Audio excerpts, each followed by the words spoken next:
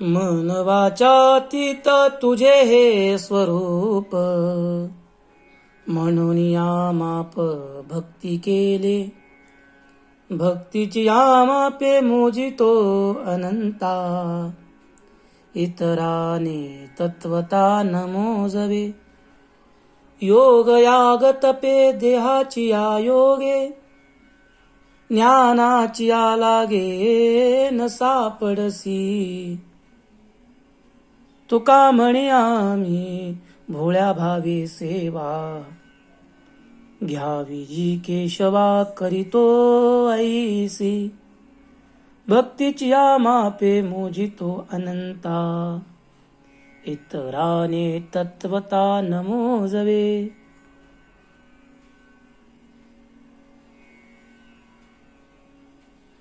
परब्रह्म, परमतत्व हे शुद्ध आहे.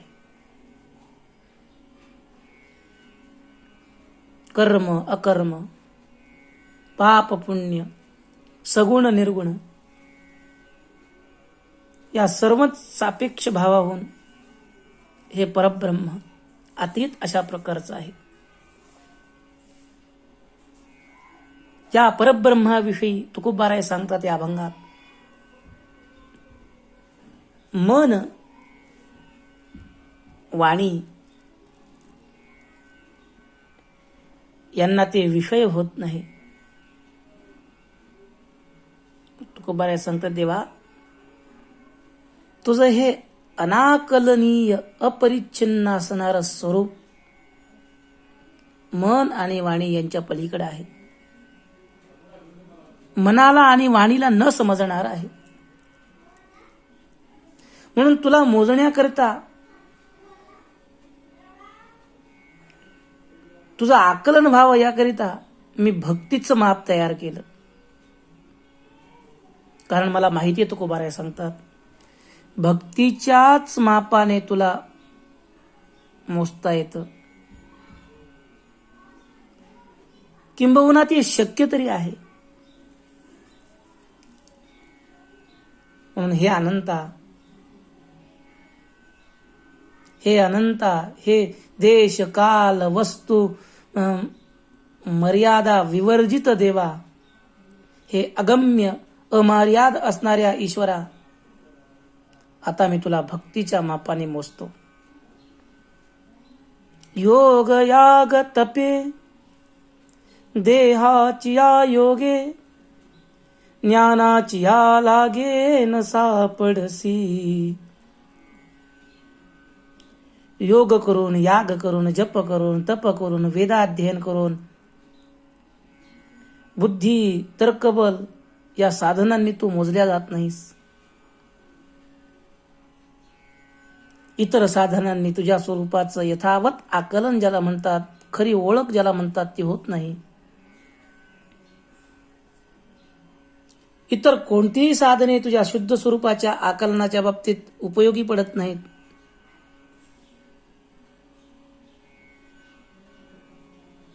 तुझं स्वरूप न गवसणार आहे. म्हणून महाराज म्हणतात, म्हणून हे केशवा, तुका म्हणे आम्ही भोळ्या भावे सेवा, घ्यावी जी केशवा करीतो ऐसी. आम्ही भोळ्या भावानं, निष्कपट प्रेमानं, आम्हाला जशी करता येईल तशी तुझी सेवा करीत आहोत. त्या भक्तीचा तू स्वीकार कर. प्रेम भावानं आमच्या या भक्तीचा तू स्वीकार करावा. या अभंगामध्ये तुकोबाराय मन वाचातीत तुझे हे स्वरूप असं म्हणतात. तैतरीय उपनिषदाच्या श्रुती वचनाचा आधार घेऊन या अभंगाचा अर्थ लावायचा जर ठरवला, तैतरीय उपनिषदामध्ये असे श्रुती आपल्याला पाहायला मिळते. यतो वाचो निवर्तन्ते अप्राप्य मनसास. या श्रुतीवचनाचं पडसाद या अभंगात पाहायला मिळतात. वेद उपनिषदातील सिद्धांताचं प्रतिबिंब तुकोबरायाच्या अभंगामध्ये पडलेलं दिसतं. वेदवाणीची अर्थशोभा सामान्य लोकांच्या लक्षात यावी, सर्वसामान्य लोकांना वेदवाणीचा अर्थावबोध व्हावा,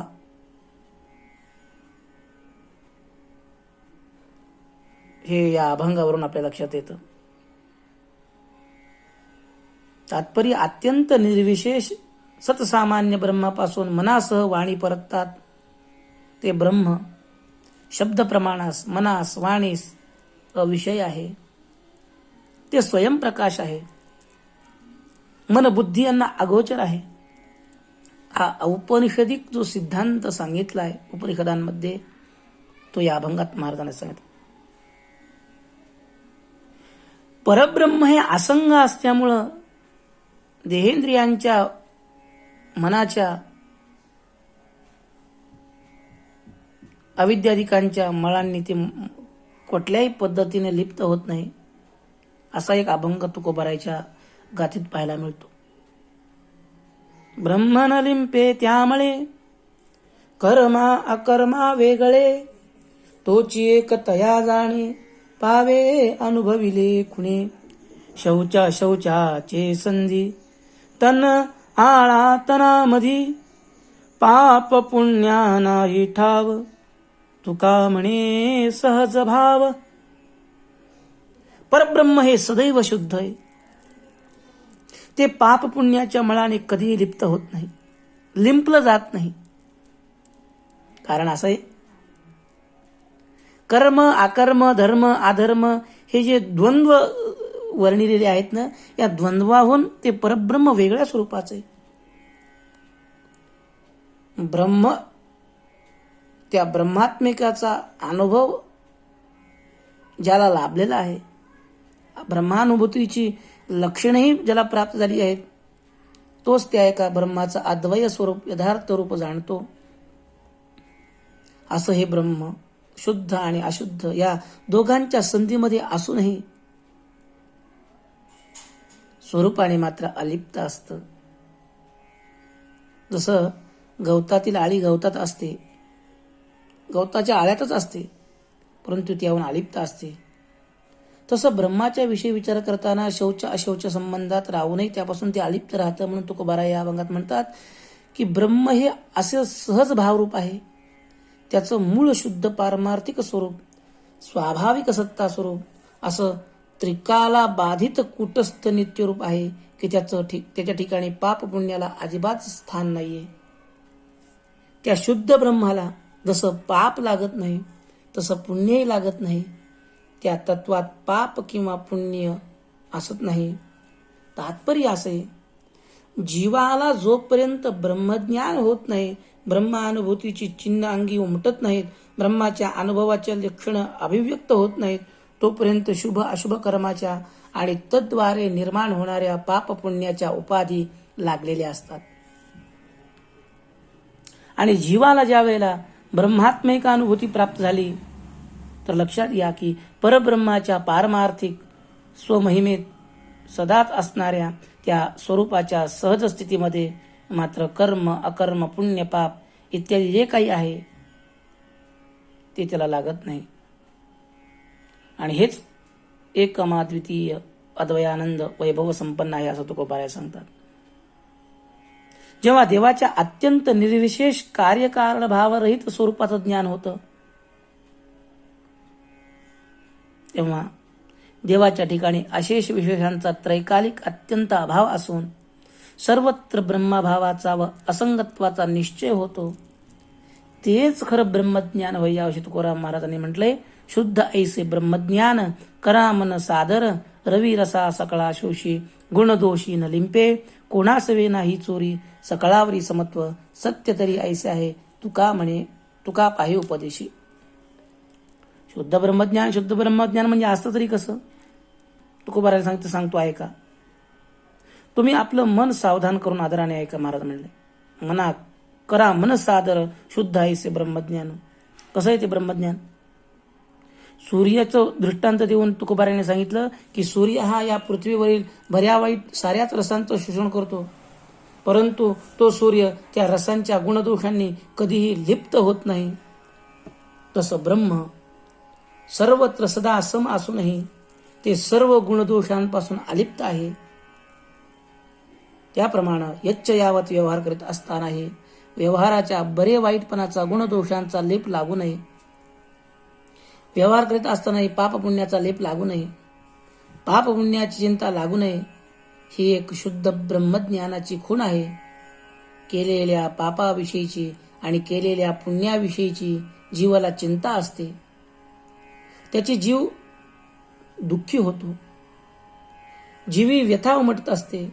आणि तसंच सामान्य जीवांना केलेल्या पुण्याविषयी आणि न केलेल्या पापाविषयी अंतःकरणात एक प्रकारचा हर्ष होत असतो. अशा या हर्ष शोकास आणि पाप पुण्यात जिंकणारा जो ब्रह्मज्ञानी आहे तो या पद्धतीनं जाणावा. याविषयी सुद्धा श्रुतीनं आपल्याला असं वर्णन केले. एतन हवाव न तपती किमहम साधुना करवाम किमहम पापम अकरवमिति स एवं विद्वान एते आत्मानं शृणुते उभे हेवेश एते आत्मानं स्पृणुते एवं वेद इत्युपनिषद तैतरी उपनिषदात ही श्रुती सांगते. मी का नाही पुण्य केले, मी का पाप केले, अशा प्रकारची चिंता त्याला तापवीत नाही. जो असे जाणणारा तो या दोहींना जिंकून आत्म्याला प्रसन्न करतो. आणि ही दोन्ही म्हणजे पाप आणि पुण्य जिंकून आत्म्याला प्रसन्न करतो. जो असं जाणतो असंही उपनिषद ब्रह्मविद्या आहे. शिवाय तदा विद्वान पुण्य पापे विधूय निरंजन परमं साम्यम उपैते सहेव हैव तत् परमं ब्रह्मवेद ब्रह्मैव भवति न अस्य अब्रह्मविद कुले भवति तरति शोकम तरति पापमानं ग्रहाग्रंथीभ्यो विमुक्तो अमृतो भवति. हे मुंडकोपनिषदातलं आपल्याला श्रुती मातेचं वचन ऐकायला मिळतं. विद्वान जेव्हा ब्रह्मात्मिक साक्षात्कारास प्राप्त होतो तेव्हा तो पुण्यपाप झटकून निरंजन होऊन परमसाम्यास प्राप्त होतो. जो कोणी त्या परब्रह्मास जाणतो तो ब्रह्मच होतो. त्याच्या शिष्य परंपरेमध्ये अब्रह्मज्ञ कोणी होत नाही. तो शोकाला तरुण जातो, तो पापाला तरुण जातो, तो हृदय ग्रंथीपासून मुक्त होऊन अमृत स्वरूप होतो. तत्वज्ञास विधिकिंकरत्व नसतं. म्हणून वेद स्वतःच त्या तत्वज्ञानावरील आपलं आधिपत्य आपणावून काढून घेत असतो. वेदा अवेदा भवती असं स्वतःच वेद सांगतो. तत्वज्ञानानंतर ब्रह्मज्ञ पुरुषास कोणत्याच प्रकारे विधिकिंकरित्व नसतं. तो असंग बोधाने संपन्न असतो असं तुकाराम महाराजांनी गुणदोषी न लिंपे या चरणात सांगितलं आहे. हा यथार्थ अभिप्राय लक्ष्य आला म्हणजे आपल्या ध्यानात जर आला तर शुद्ध ब्रह्मज्ञानाविषयी व ब्रह्मज्ञानाविषयी असंदेह जो बोध आहे तो आपल्याला प्राप्त होतो. तो कोणापासूनही आपला असंदेह बोध चोरून ठेवत नाही. सर्वाचे ठिकाणी अधिष्ठान ब्रह्मदृष्टीनं साम्य समत्व भाव ब्रह्मभाव पाहत असतो. सर्वाविषयी समत्व दृष्टीने पाहावं व सर्वात सारखे ज्ञान द्यावं. तुकाराम महाराज म्हणतात खरं जर पाहिलं तर शुद्ध ब्रह्मज्ञान जे म्हणतात ते असं असतं. अभय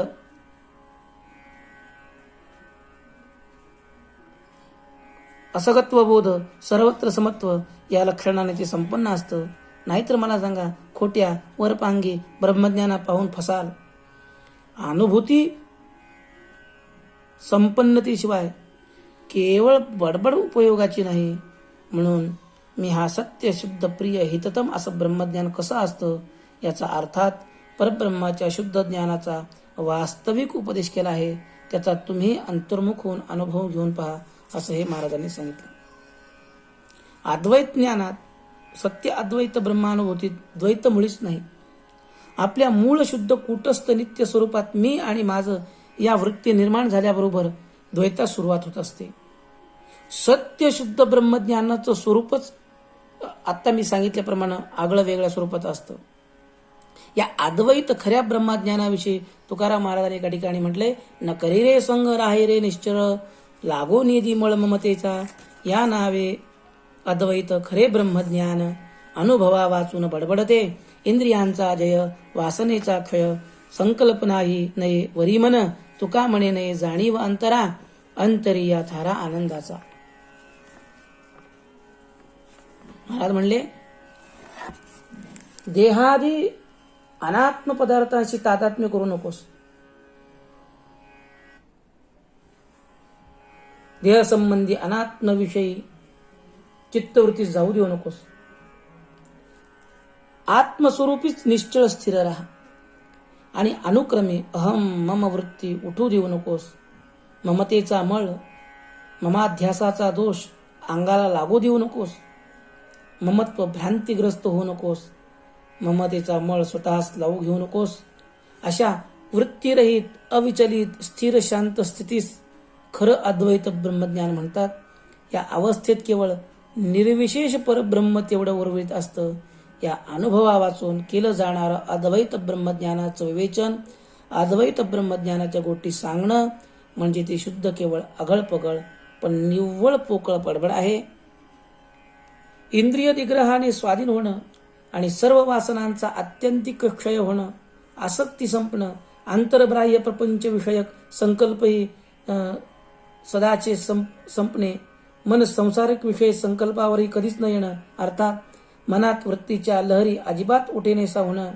तुकाराम महाराज म्हणतात, एवढंच नाही तर ज्याच्या अंतःकरणात मी ब्रह्म आहे अशी वृत्तीही जाणीवही राहिली नाही आणि अंतरीच ब्रह्मानंदाला स्थान प्राप्त झाले आहे, तोच ब्रह्मज्ञानाचा ब्रह्मानंद होय. त्यास खरं अद्वैत ब्रह्मज्ञान म्हणावं. या देहात्मक तत्व भ्रांतिरहित ब्रह्मस्थितीमध्ये ज्ञाता ज्ञेय ज्ञान ही जाणीवेसाठी आवश्यक असणारी त्रिपुटी एकदाची का संपली आणि मग द्वैतरहित शांत निर्विषय निर्विकल्प सदरूप आनंदमय ज्ञान घन अद्वैत परब्रह्म तेवढं एक उर्वरित राहतं. अंतरात अद्वैत ब्रह्माचं साक्षात्कारात्मक ज्ञान नाही आणि ब्रह्मानंदही अभिव्यक्त झाला नाही. त्याने ब्रह्मज्ञानाच्या सविवरणपूर्वक गोष्टी सांगणं ही बडबड आहे. असा हा अभंगातील ध्रुवपदाशी आणि एकूण अभंगातील चरणांचा संबंध अर्थाशी आपल्या लक्षात येतो. देवाला आकार विकार नाहीत. भगवंतानी चराचर व्यापले. देव इंद्रिय अगोचरी. तो सुगुण आणि निर्गुण या सापेक्ष शब्दांच्या व सापेक्ष अवस्थांच्या पलीकडचा आहे. आगुण मन बुद्धी अगोचर आहे. त्यास विषय तत्वानं कोण बरं जाणणार मला सांगा. कारण तो देव जो आहे तो अमुक एका ठिकाणीच आहे असं म्हणता येत नाही. जिकडं पाहावं तिकडं चहूकडं देव आहे. त्याला नाव गाव रूप हे काही नाही. तो सर्वत्र ओतप्रोत अगदी घनदाट भरलाय. विश्वी विश्वंभर बोले वेदांतची सार, जगी जगदीश शास्त्रे वदती सावकाश, व्यापिले हे नारायणे ऐसी गरजती पुराणे, जनी जनार्दन संत बोलती वचन, सूर्याची आपरी तुका लोकी क्रीडा करी.